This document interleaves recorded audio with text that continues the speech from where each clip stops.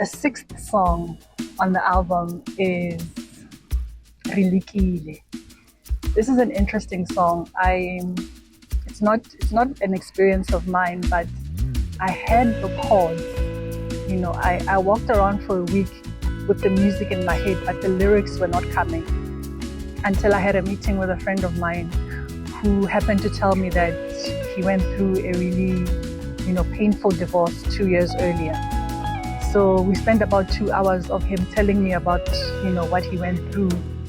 And the minute I got home, I knew he was the person who was giving me the song, the lyrics for the music that I had.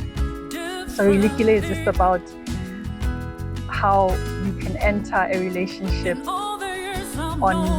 based on things that are not really true to you. You enter it based on the circumstances that you're going through at the time, and not really because it's something that you want to do.